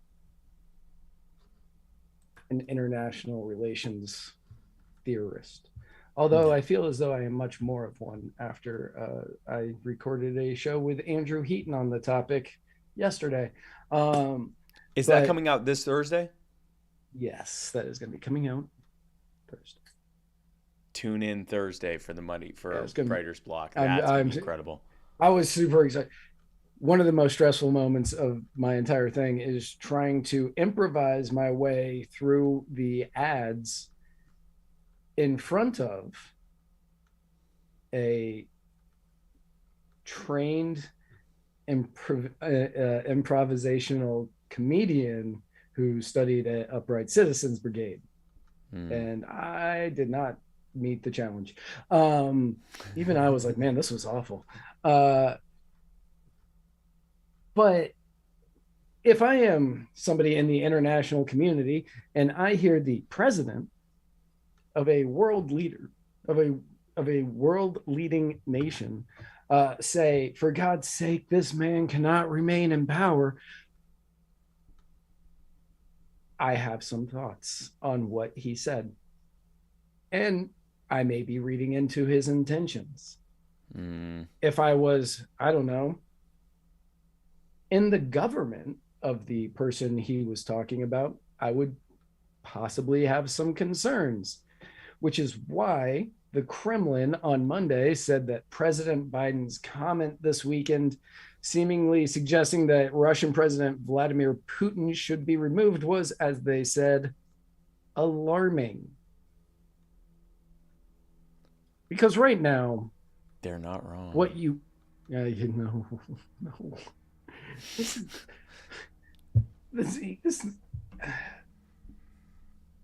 This may have been the worst thing he said over the weekend, but it's not by far the only thing. The Russian Ministry of Foreign Affairs warned that the relations between Moscow and the U.S. could be completely severed because of Biden's remarks and steps by the U.S. government to punish Russia over its invasion of neighboring Ukraine. It is, excuse me, as the Russian Ministry of Foreign Affairs said, it is emphasized that such statements by the American president, unworthy of a statesman of such a high rank, put Russian-American relations on the verge of breaking.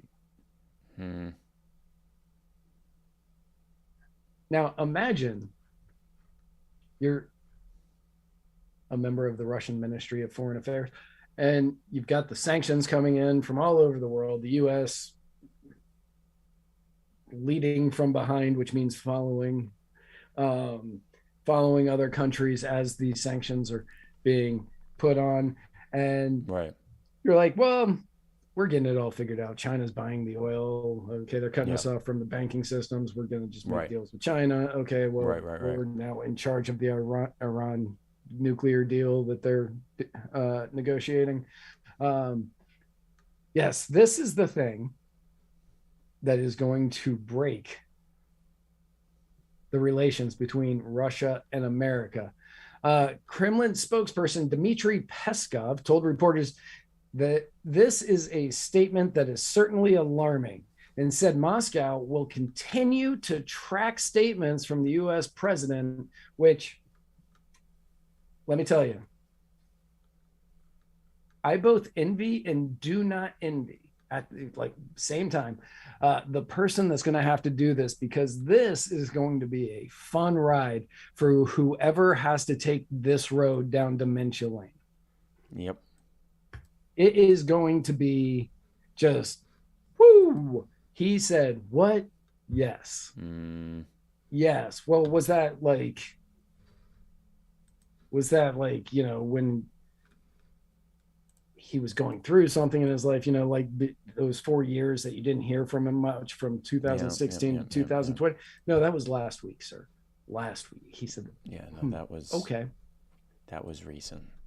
That was recent. That was not long ago. A few things they may take notice in that he is out there saying, and with absolutely zero issue, is it's going to be real, which he said at a news conference in Brussels. The price of sanctions is not just imposed upon Russia, it is imposed upon an awful lot of countries as well, including European countries and our country as well.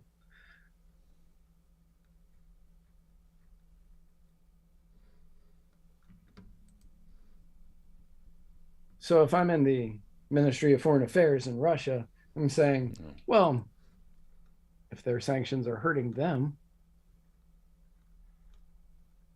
why have them stop? Yeah.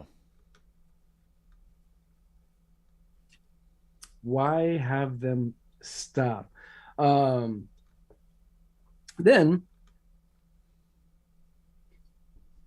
he fought for free markets, which was weird. He urged people to drop their trade restrictions that could restrict the exports of food, which is a good thing. It's a great idea. Great idea. But why haven't we always done that? Yeah. Why have we not always done that? Like, if we know that dropping those restrictions reduces the cost of food and increases access so that more people can eat for less money, we don't have to worry about problems with food security. Why were they there? Yep. Why were any of these trade restrictions there? Because now we're acknowledging that trade restrictions also kill jobs. So why do we have them? Yes. Any of them?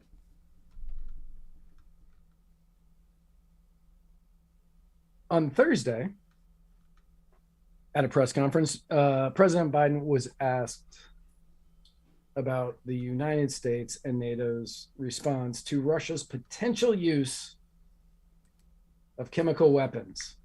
To which he said, if they were to use chemical weapons, it would trigger a response in kind. And maybe Mr. Malarkey doesn't know what that phrase exactly means. Maybe. But I feel like it was used a lot more in his time than it is now. Yeah. Because that means the United States and NATO will use chemical weapons in retaliation.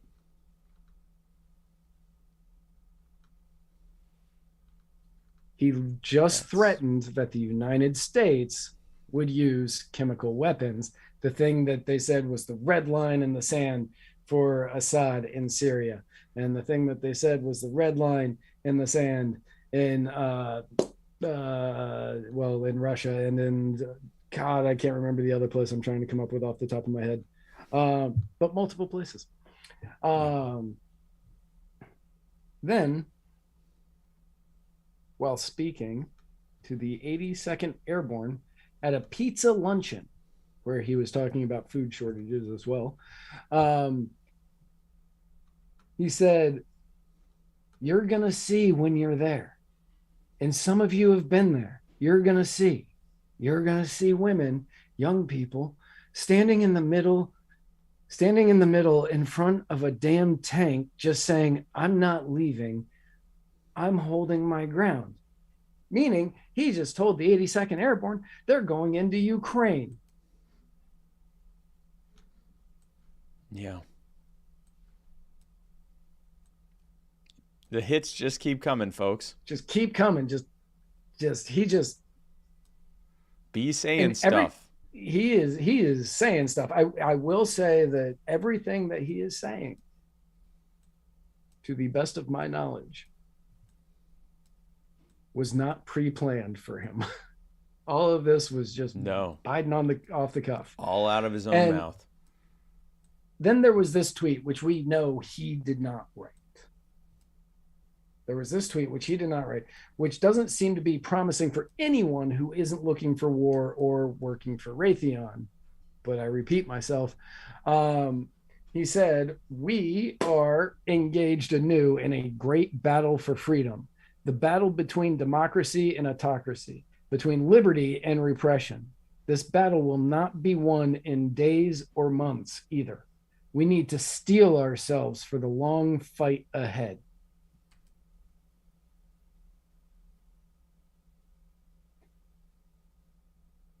So, off the cuff, he said, "We need to get rid of Putin. He shouldn't be in power."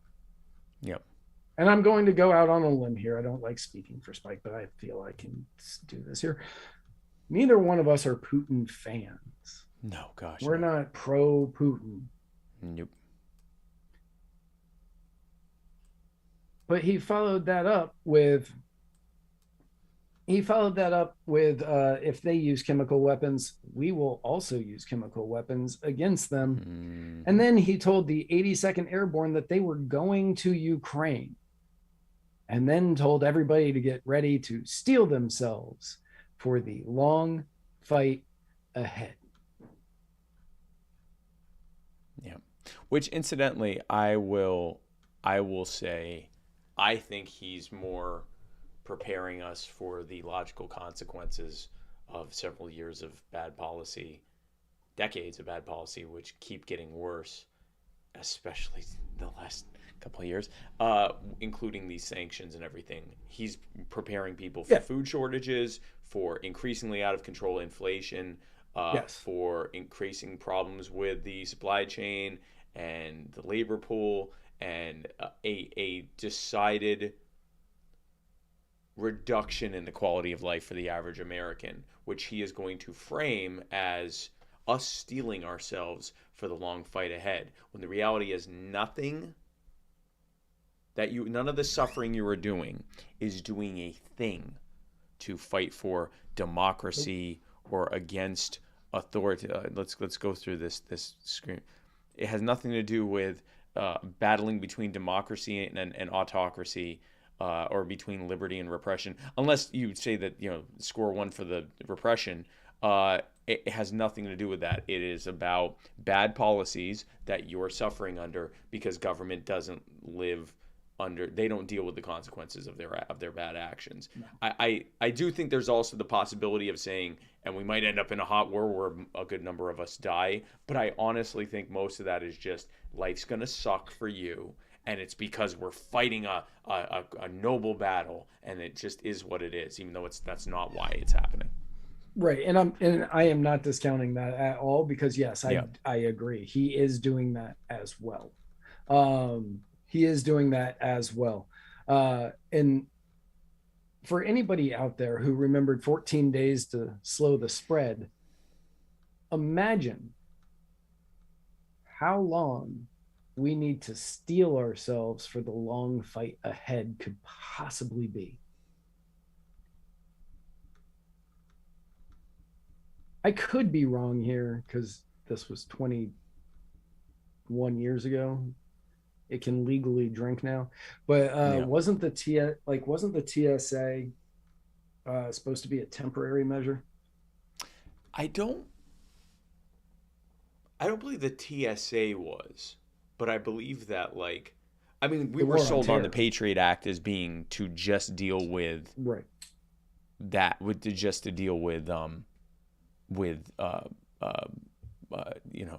fighting Al Qaeda and bringing justice to the people that did 9/11.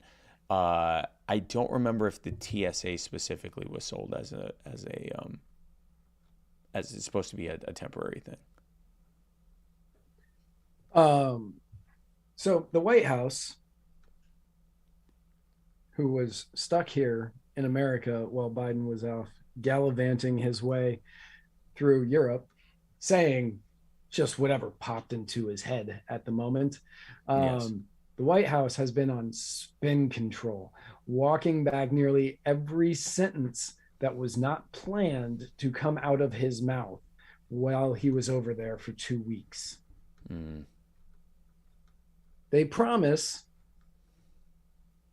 take that for whatever that means, that everything he has said isn't what is going to happen or what he meant, except for the tweet, because that came from the White House.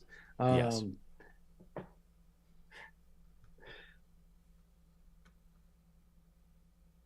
There is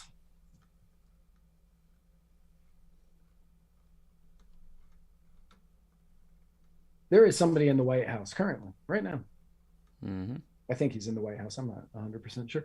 Who is threatening to get rid of people, who has threatened to fight constituents, who has said that we are going to use chemical warfare, who is, instead of really attempting to change anything about gas prices or supply chain issues or anything like that, and just kind of making it the new normal, the status quo that we are now living with, he is just kind of letting it all slide and saying, nope, this is just how it is now, and we need to prepare ourselves for it, while insulting world leaders, being mocked by world leaders in other areas, probably in that one too. We just haven't heard about that. Falling asleep on world leaders. And in 2024, people are going to say, we need to vote for this man again. We need to vote for this guy because he wasn't treated fairly the last 2 years. Mm-hmm. But at least, if nothing else, there is a sense of decorum in the White House again. Yes. Finally. The mean tweets have ended. Some grown-ups are in charge. The man who has sundowned so far that he may be 6 again is now considered the grown-up in the White House.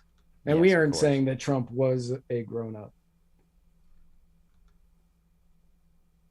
But this is not the answer that anybody wanted or needed. No, and you want to talk about false binaries. The idea that of a nation of 330 million people, the only ones that we should be viably choosing from are the last schmuck and this schmuck. From any standpoint you want to look at it, values, character, trustworthiness, policies, messaging, ability to not drag us into something terrible because they won't just shut up. Like, the fact that those are your only two choices out of, again, hundreds of millions of eligible adults. I would argue, and I am going to speak on behalf of Matt, as I am want to do. I believe that you could randomly take any eligible adult in the United States and just make them president. I'll go even further. I think that you can take any over 18 human being, even one who's not eligible to vote or become president, and make them president, whoever that person is. And the likelihood that they would end up making a better president than our last several presidents is very, very high. Yes. I have said that as Matt. That was actually me impersonating Matt saying that. No, it's a terrible impersonation. I'm Matt Wright, and I would like you to know, as a Irishman, Scots Irishman, who is currently in a loving relationship, monogamous loving relationship with a Jewess, as I call them. Jewess, yes. A Jewess, a farm Jew, an agricultural Semite, if you will. From that perspective,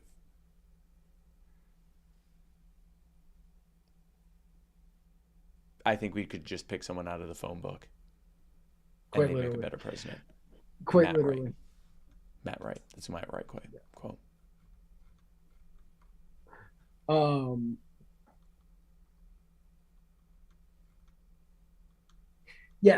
This is terrifying. I remember when we had a concern when Biden won the election that if Biden wins, are we gonna have like the crazy Trumpisms to kind of like riff on and stuff? Yeah. And this is worse. This is so, like, Trump would say some crazy, crazy stuff out there. But I wasn't terrified that we might end up in World War III at any point. At any point. Yeah. So I'm not saying that, we should have voted for Trump, because no, we voted for the right vice presidential candidate. And I will continue to say that we voted for the right vice presidential candidate, for anybody who voted for Joe and Spike. However, I will say, I think a lot of us would be living in a lot less fear right now. There might be different fears. Not going to say it's the same. I'm not going to say that there would be no fear, that we'd be living in a utopia, because we would not. However, I will say we wouldn't be worried about World War III right now.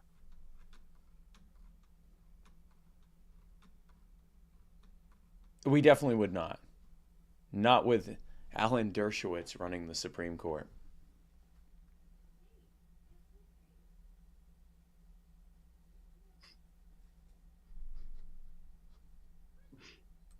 The Scientific Libertarian says, I have a sneaking suspicion that Matt has been using his platform to work up to a 2024 presidential campaign. And no, I made a promise I would not run for president in 2024. That made a whole announcement about it. Likely. Yes. I think that's what's going to happen. That's the plot twist. I run. Right 24. Right 24. Mr. Twitchy We're gonna make things right. goes to all campaign events with different fidget cubes and stuff in order to be able to get through a speech without completely losing it. That's who we need. Who's gonna make a gaffe when you don't even want to talk in the first place? It's fair. You get up and you're like, hey, listen, I just, Listen, let's just not. Can we just not?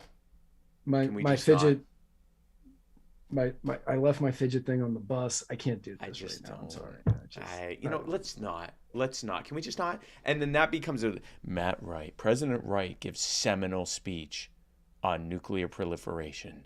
Can we just not? World instantly unified. I see it. No, I see it I happening. have zero intention on running for president in 2024. I just have some opinions on the people who are running, who have stated that they are running. So here's what I'm not seeing. I'm seeing the reasons to vote for Matt Wright for president. And I'm seeing the reasons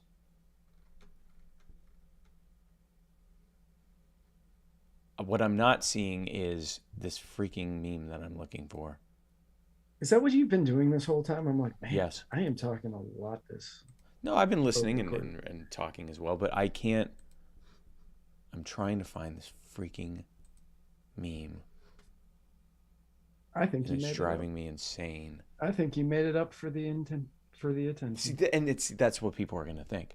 Hold on. So what I think is, we'll just end the show. Here. I understand what's happening. I think we'll end the show. You can go off and live your life, and I will just stay streaming until I find this damn meme. Where is it? Here we go. I think it's... There we go. All right. Wow, you just found it now, huh? I literally just found it now. In my moment of desperation, I found it. All right. So, this is the kind of BS that I have to put up with on a regular basis. Like,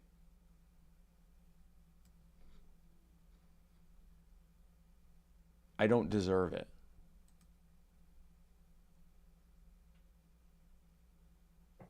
I mean,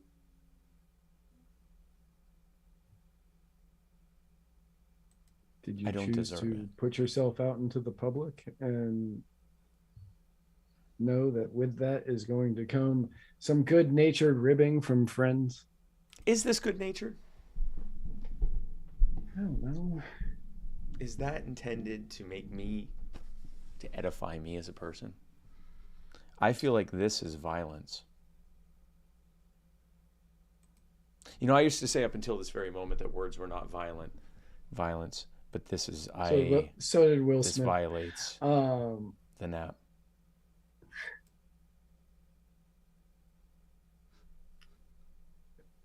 This is a textbook violation of the N.A.P. Boom. Look at that. Right. Oh, I think I'm going to wake up today and think that I'm, a valid person whose existence is necessary and go live my life. Ooh, I wonder what's in my messenger.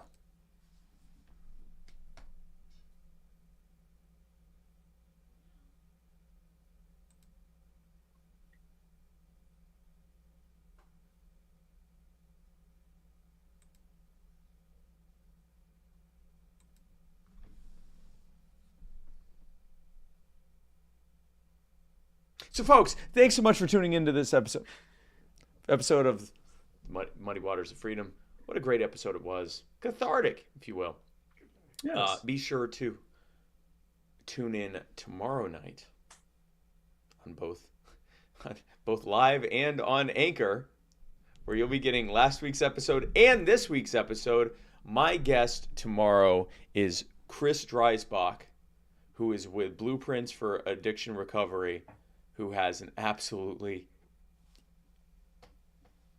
I don't even want to say it, like, it's just like when you think of someone who's trying to change things in their community and save lives and help scale back the police state and the way that it punishes addicts and people that are in need of help, and instead find a privately funded way to fix it. You've got to tune in.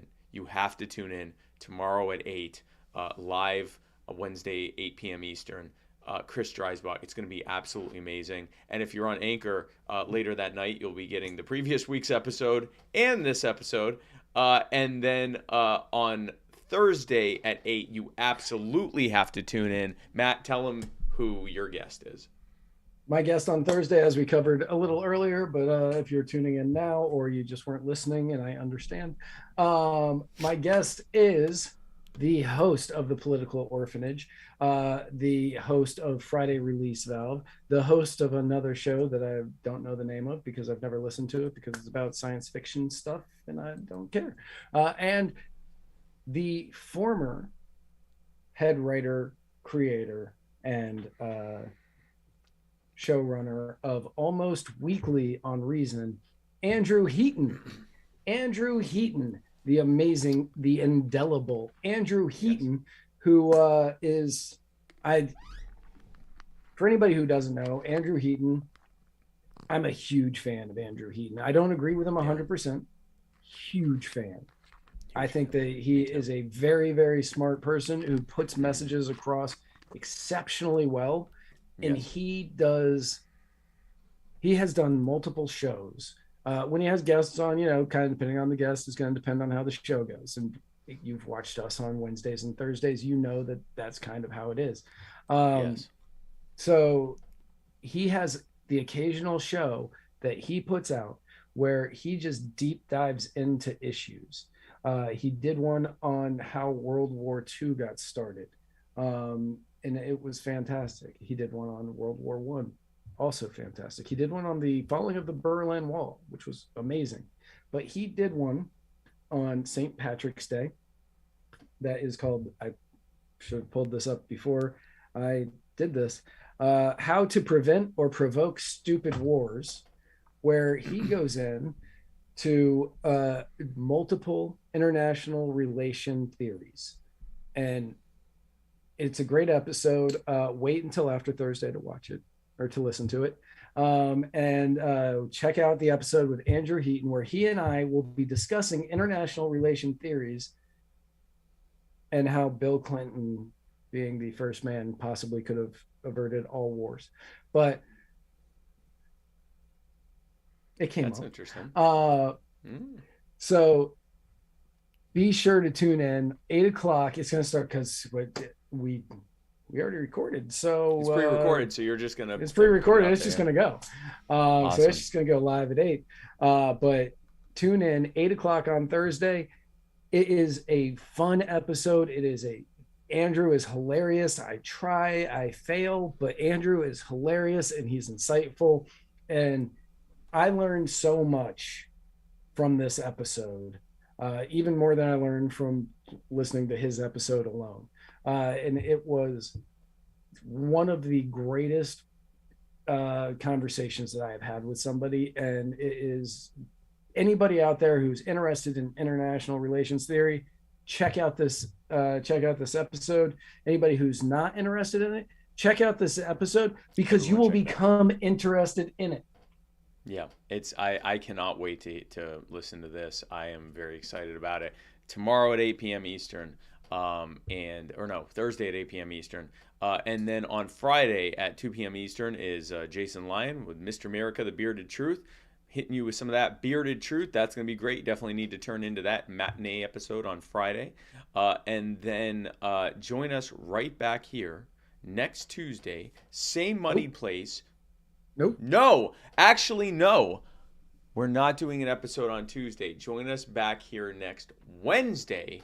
Same muddied place, same muddied time. Well, different, a date, 24 hours later muddied time for the next episode of The Muddy Waters of Freedom, where Matt Wright and I parse through the week's events like the chipper little middle-aged libertarian men that we are. Matt, if someone were looking for us on the internet, is that even possible? And if so, how?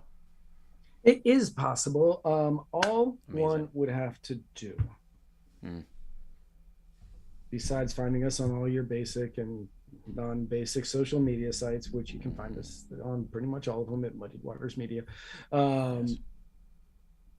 If you are just absolutely tired of looking at the two,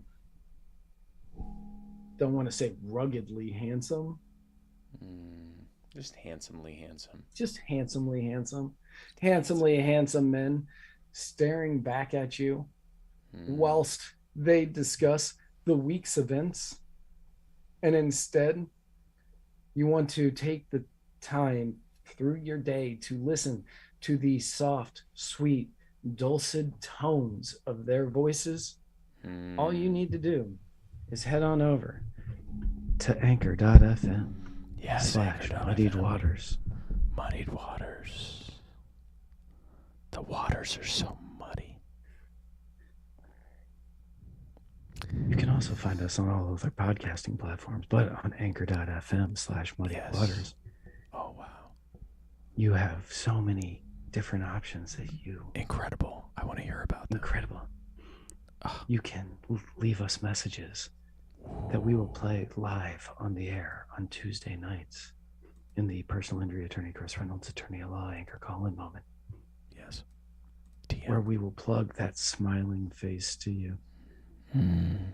We will plug that smiling face to you and tell you if you were Yes. ever personally injured in Florida, that smiling face will get you stacks on stacks on stacks on stacks. ChrisReynoldsLaw.com. Money, money, money, money, money, money, money, money. You can also subscribe to be one of the Muddied family, the Muddied militia, one of the Muddied Muddy. fuckers, Give us money. one of the Muddied fuckers. The people that give us money.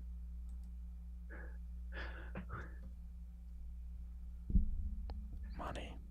And for the cost of less than 2 lattes a month, you will get access to discounts at our store, Yeah. discounts at Stitches and Glitches, which is higher than the discounts you get just for listening. Wow. Yeah, I know. Incredible. It's a good disc. It's a fantastic discount. Oh, that's amazing. It is amazing. You can also get access to the Muddied Zoom, which is on the second Muddied Thursday of every Second month. Thursday, Where Muddied Zoom. you and the rest of the Muddied fuckers can talk with me and Spike and Jason and Eskimo and others for roughly 1 hour about whatever topic we pick, usually in the first 10 seconds of starting it. Typically as much, yes. Yeah, it's pretty much. Muddied Zoom. And you get access to exclusive subscriber-only content on your favorite podcasting platform, which is now ad-free. Ad-free experiences all across your podcasting platforms when you're listening There it to is. Muddied Waters Media. Definitely. Give us money. I feel like, am I forgetting something? No, I think that's it. there may be something coming out for subscribers very soon. Oh man, I can't wait to be able to whisper about that every week and piss your fiance off. I think she turns it off at this point by now. Or you can find this on every other episode of Muddied. It does every time. You can find this or every other episode at muddiedwatersmedia.com. Well, you've sold me, Matt. I'm going to go subscribe to my own thing that I co-run with you. And so should the rest of you. Right now. Again, thanks so much for tuning in, folks. We had a great episode. We had a great time with you. We'll see you tomorrow on my show. We'll see you the day after tomorrow on Matt's show. And we will see you on Friday on Jason's show. And then we'll see you right back here next Wednesday for the next episode of the Muddy Waters of Freedom. Folks, we love you so much. We have so much fun with you. And we can't wait to see you tomorrow. And don't forget, folks, Where we're going, we don't need roads.